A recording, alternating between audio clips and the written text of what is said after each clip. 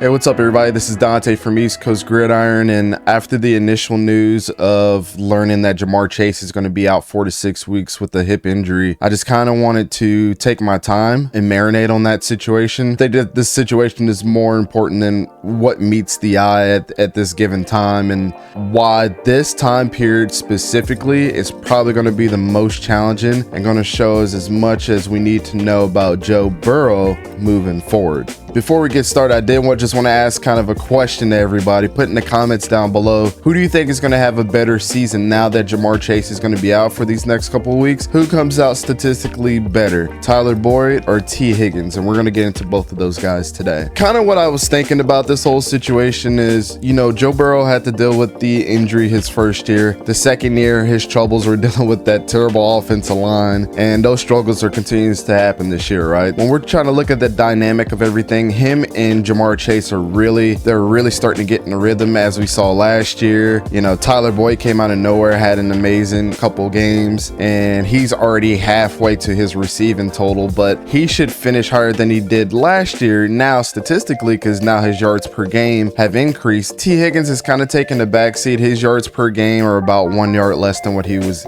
getting, or 10 yards less than what he was getting per game, but his yardage total is still around 455. The other guy that I kind of want to throw in there that was very important to this offense is a 1,000-yard running back that averaged over 4 yards a carry, which was Joe Mixon, the other Joe. This year he's trending around 3 yards a carry, and his touchdown total looks like it's not even going to get close to the 13 touchdowns he had last year if he continues on this trend, and we're already getting to the halfway mark of the season. So why I think this is going to be so important for Joe Burrow, it's trying to say his name is like driving me crazy.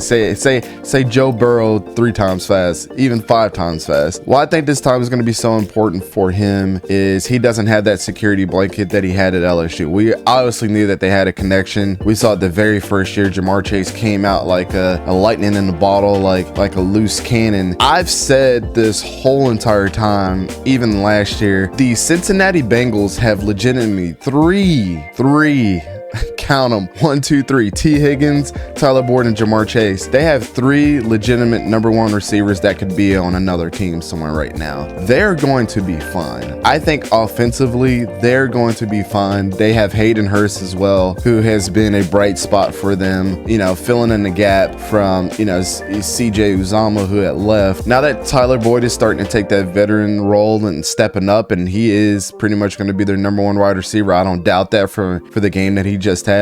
You can generally flip them in playing X and Z receiver as much as you want to, and that's a great thing that you have that versatility on that offense. Now, how is Joe Burrow going to get the ball to these guys and make an impact on the field is what's going to be very interesting to see. Can Joe Mixon step up? Because I think this is as solely on Joe Mixon's shoulders as it is on Joe Burrow. When he did really well last year, that offense thrived. The running game is so important into today's game. I know it's a passing league, but when you have to worry about both, it makes your offense so dynamic. I mean, I'm preaching to the choir here, but it's just something to make sense of. If Joe Burrow is able to make one of these guys stand out as much as Ja'Marr Chase last year, we can kind of take out of the fact that this scapegoat situation that we're talking about Joe Burrow, which is the asterisk on everybody, is Ja'Marr Chase making Joe Burrow look even better. Now it's not 3, you're down to 2. T. Higgins is having a down year compared to what he had last year, and Tyler Boyd is stepping up to the plate after playing several more years than both of these guys combined. Now, Tyler Boyd is going to have the keys to the car. To me, I thought that one of these guys are going to be going before the trade deadline, to be completely honest with you, but now the Bengals look smart for keeping all 3 of these guys together. So can Joe Burrow get the ball to these other 2 guys? Can he look great while doing it? And when Ja'Marr Chase comes back, is it just